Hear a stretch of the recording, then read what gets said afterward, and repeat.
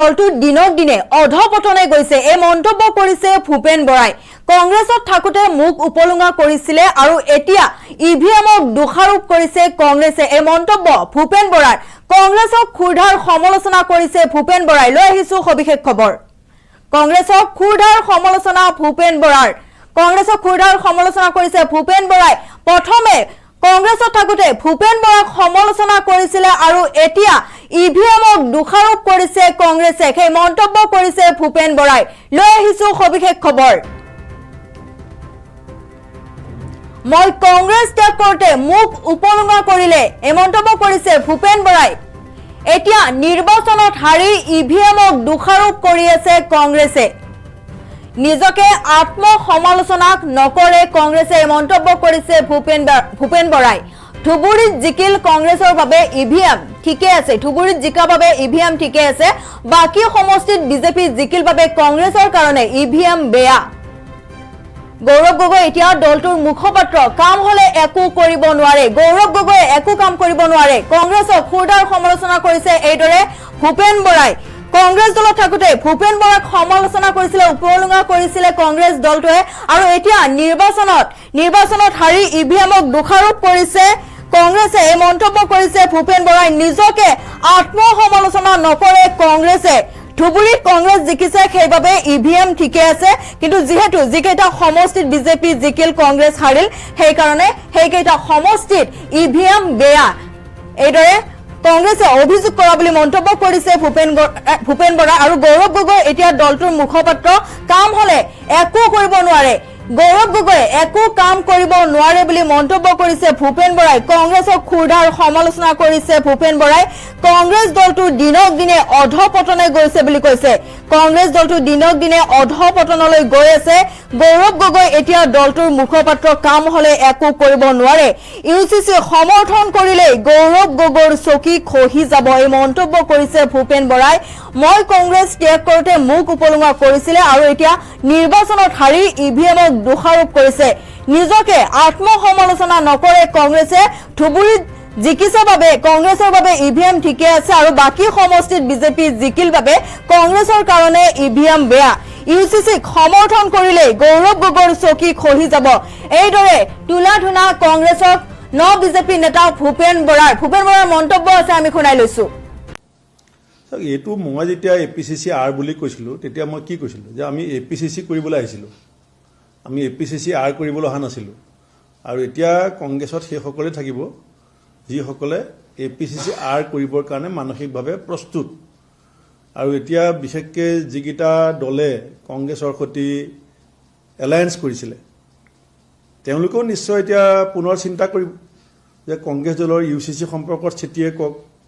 বা অসমৰ ৰাইজে বিধানসভাত দিয়া ৰায়দানটোৱে কওক এই দলটোৱে কোনফালে গৈ আছে আৰু কালি পুনৰবাৰ গৌৰৱ গগৈ প্ৰমাণ কৰিলে যে তেওঁ যে কেৱল মাত্ৰ দলটোৰ মুখপাত্ৰ তেওঁ যে জাতীয় জীৱনৰ আমাৰ যিটো চেতনা সেইটোক লৈ যে ভৱিষ্যত কোনো চিন্তাইত নহয় এনেকুৱা কংগ্ৰেছ সভাপতি আগতে কেতিয়াবা দেখিছিলে নেকি যে কেৱল ভোট বেংক পলিটিক্স কৰি থাকিব স্বজাতি আৰু স্বদেশৰ কাৰণে কোনো দায়বদ্ধতা নাই কোনো দায়িত্ব নাই খিলঞ্জীয়া থলগিৰি ভূমিপুত্ৰসকলে কি ভাবিব দলটোৰ ওপৰত সেই সম্পৰ্কত একোনো ভাবিবলৈ আজৰি নাই কেৱল স্ক্ৰিপ্ট ৰিডিং কৰি আছে এনেকুৱা আগতে কেতিয়াবা কংগ্ৰেছত হৈছিলে নেকি বিৰোধিতা কৰিছে বা মানে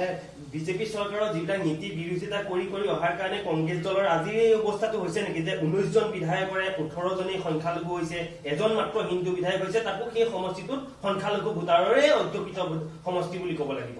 চাওক বিজেপি দলটোক বা চৰকাৰখনক বিৰোধীয়ে সমালোচনা কৰাটোত কোনো আপত্তি নকৰে কিন্তু আপুনি সমালোচনা কৰিবলৈ যাওঁতে এইটো চাব লাগিব যে জাতিটোৱে কি ভাবি আছে আপুনি জাতিটোৰ হৃদস্পন্দনটোক অনুভৱ কৰি পেলাই আপুনি জাতিৰ কণ্ঠ হ'ব পাৰিছে নাই পৰা যদি আপুনি কেৱল কিছু চিলেক্টিভ মানুহৰ কণ্ঠ হ'বলৈ চেষ্টা কৰে তেতিয়া জাতি আপোনাৰ লগত কিয় থাকিব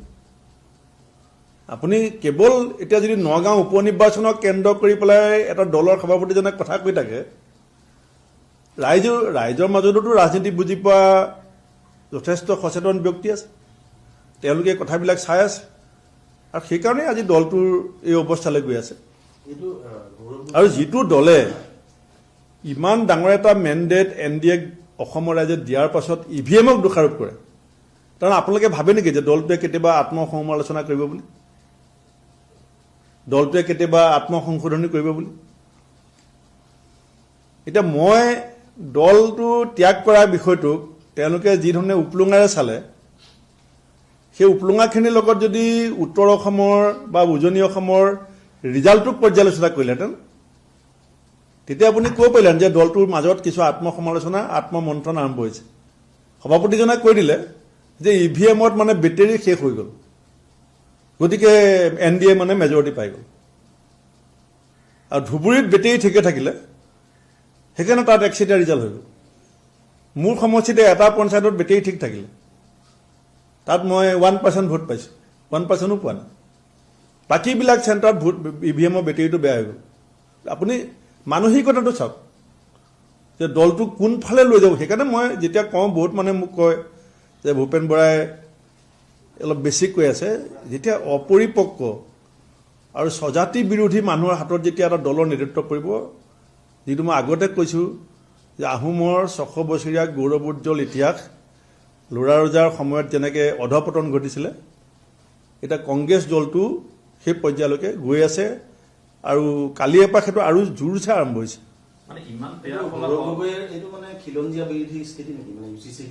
চাওক, মই কৈছোঁৱেই যে Gaurav Gogoi only mere a face of the party.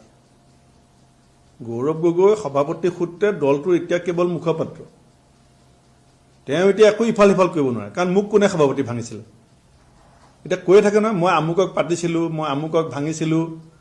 যদি UCC সম্পৰ্কত গৌৰৱ গগৈ জাতীয় স্বাৰ্থৰ কথা ক'বলৈ যায়,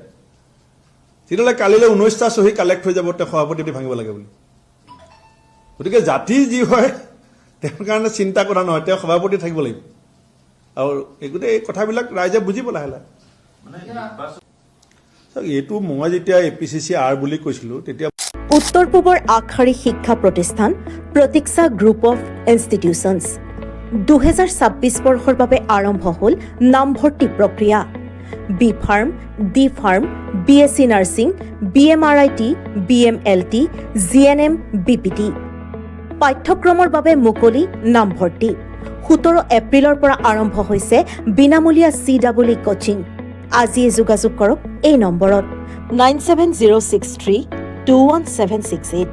9181022366 আৰু 9181022377।